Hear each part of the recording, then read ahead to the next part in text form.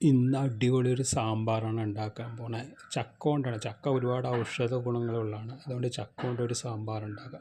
ആദ്യം നാളികേരം വറുക്കുക, അതിൽ 5-6 ഉള്ളി ഇടുന്നുണ്ട്. പിന്നെ മുളക് പൊടി, മല്ലിപ്പൊടി വറുത്തെടുത്തതിന് ശേഷം 5-6 തക്കാളി, ഒരു 3 തക്കാളി എണ്ണയിലൊന്ന് വാട്ടിയെടുക്കുക.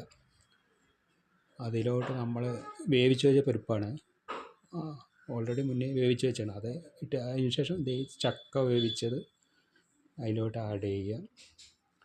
ഞാൻ 2-3 ഉരുളക്കിഴങ്ങും ചേനയും ഒരു കുഞ്ഞ് ചേനയും ചേർത്തിട്ടുണ്ട്. ഇത് കഴിഞ്ഞിട്ട് അരപ്പ് അതിലോട്ട് ചേർത്തിട്ട് ഇത്തിരി വാളംപുളി കേട്ടോ, വാളംപുളിയുടെ പിഴിഞ്ഞ വെള്ളം അതും കൂടെ ചേർത്ത് നന്നായി തിളച്ച് വരുമ്പോൾ ബ്രാഹ്മിൺ സാമ്പാർ പൊടിയാണ് അതിലോട്ട് ചേർക്കണേ.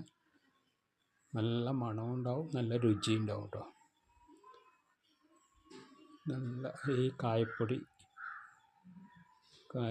കുറച്ച് ചേർത്ത് കണ്ടോ, ഇവിടെ ചക്ക കൊണ്ടുള്ള സാമ്പാർ റെഡിയായിട്ടുണ്ട്. നല്ല മണം, നല്ല ടേസ്റ്റ്, നല്ല ഔഷധ ഗുണമുള്ളതാണ് കേട്ടോ. ചക്ക നമ്മളൊക്കെ